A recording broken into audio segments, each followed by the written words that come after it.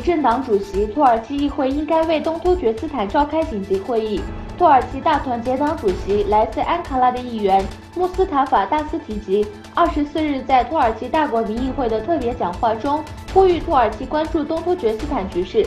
他在关于突厥伊斯兰世界最新局势的讲话中，要求土耳其议会紧急召开大会，批评中国在东突厥斯坦的迫害政策。港珠澳大桥正式通车，世界上最长的跨海大桥周二在中国正式通车。此前，中国领导人习近平和当地官员为这座全长约55公里、连接香港、澳门和中国内地城市珠海的大桥举行了开通仪式。东突厥斯坦新闻中心主席卡拉卡什对项目持批评态度。他说，这个项目更多的是为了服务政治，而非经济目的。它有助于中国中央政府将前殖民地香港和澳门与中国其他地区更紧密地联系起来。他强调，中国多年来在东突厥斯坦实施的高压政策企图扩展到香港，国际社会不应该对此保持沉默。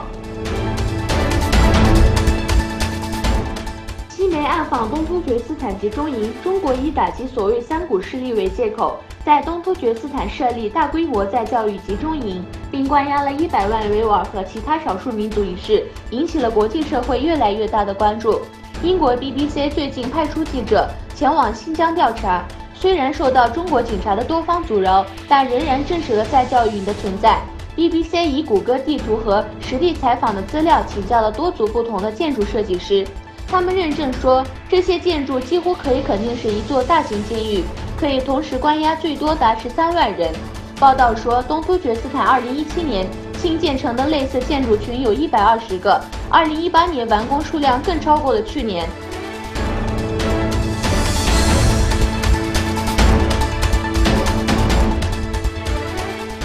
东突厥斯坦培训中心像监狱不像学校。东突厥斯坦的高压严打和迫害政策已引起不少的国际媒体的关注。西方媒体称，中国政府在新疆境内建立的所谓职业技能培训中心，其实不像学校，更像监狱。法新社在查阅中国网络上1500多份新疆地方政府公开文件时发现，这所培训中心今年初时曾订购了一批与技能培训无关的物资，其中有2768支警棍、1367副手铐、2792支胡椒喷雾器。新疆党委。